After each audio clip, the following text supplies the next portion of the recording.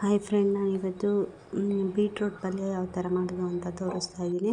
First beetroot ಪಲ್ಯ ಮಾಡೋದಕ್ಕೆ beetroot ತೊಗೊಂಡು ವಾಶ್ ಮಾಡಿಕೊಂಡು ತುರಿದಿಟ್ಕೊಂಡಿದ್ದೀನಿ. ನೆಕ್ಸ್ಟು ತುರಿದಿರೋ ಬೀಟ್ರೂಟು, ಮೆಣಸಿನ್ಕಾಯಿ, ಈರುಳ್ಳಿ ಎಲ್ಲ ತೊಗೊಂಡಿದ್ದೀನಿ ಮತ್ತು ಒಗ್ಗರಣೆ ಹಾಕ್ತಾಯಿದ್ದೀನಿ. ಈರುಳ್ಳಿ, ಮೆಣಸಿನ್ಕಾಯಿ ಮತ್ತು ಕೊತ್ತಂಬರಿ ಸೊಪ್ಪು ಇದೆಲ್ಲ ಸೇರಿ ಚೆನ್ನಾಗಿ ಒಗ್ಗರಣೆ ಮಾಡಿ ಚೆನ್ನಾಗಿ ಸ್ವಲ್ಪ ಬ್ರೌನ್ ಕಲರ್ ಬರೋವರೆಗೂ ಸ್ವಲ್ಪ ಎಣ್ಣೆಯಲ್ಲಿ ಫ್ರೈ ಮಾಡಬೇಕು. ಅದು ಬ್ರೌನ್ ಕಲರ್ ಬಂದಮೇಲೆ ನೀಟಾಗಿ ಕರಿಬೇವು, ಮೆಣಸಿನ್ಕಾಯಿ, ಈರುಳ್ಳಿ ಎಲ್ಲ ಆದಮೇಲೆ ಸ್ವಲ್ಪ ಸಾಸಿವೆ ಹಾಕ್ಬಿಟ್ಟು ಇನ್ನೂ ಸ್ವಲ್ಪ ಬ್ರೌನ್ ಬರೋವರೆಗೂ ಇದು ಮಾಡ್ಕೊಬೇಕು. ಚೆನ್ನಾಗಿ ಆಯಿಲಲ್ಲೇ ಫ್ರೈ ಮಾಡ್ಕೋಬೇಕು, ಯಾವುದೇ ಥರ ವಾಟ್ರ್ ಹಾಕಬಾರ್ದು.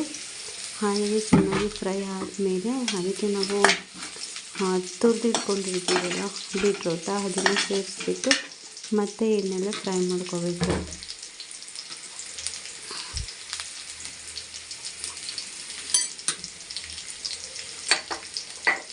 ತುರಿದಿರೋ ಬೀಟ್ರೂಟು ಹಾಕ್ಕೊಬಿಟ್ಟು ಎಣ್ಣೆಲಿ ಒಂದು 5 ಮಿನಿಟ್ಸ್ ಚೆನ್ನಾಗಿ ಆಯಿಲಲ್ಲೇ ಬೇಯಬೇಕು. ಅದು ತುರಿದಿರೋದು, ಏಕೆಂದರೆ ನೀರು ಹಾಕಿದರೆ ಅಷ್ಟು ಟೇಸ್ಟ್ ಬರೋಲ್ಲ. ಆಯಿಲಲ್ಲೇ ಇದು ಮಾಡಿದರೆ ಚೆನ್ನಾಗಿ ಫ್ರೈ ಮಾಡಿದರೆ ಒಳ್ಳೆ ಬೀಟ್ರೂಟು ತುಂಬ ಚೆನ್ನಾಗಿ ಟೇಸ್ಟಿಯಾಗಿ ಪಲ್ಯ ಚೆನ್ನಾಗಿರುತ್ತೆ.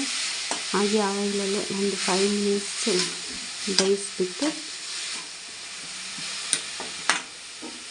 ಬೀಟ್ರೂಟ್ ಪಲ್ಯ ರೆಡಿ ಆಗುತ್ತೆ. ಹಾಯ್ ಫ್ರೆಂಡ್, ನನ್ನ ಚಾನಲ್ನ ಸಬ್ಸ್ಕ್ರೈಬ್ ಮಾಡಿ, ಶೇರ್ ಮಾಡಿ, ಕಮೆಂಟ್ ಮಾಡಿ. ಪ್ಲೀಸ್ ಸಬ್ಸ್ಕ್ರೈಬ್ ಮಾಡಿ ಚಾನಲ್.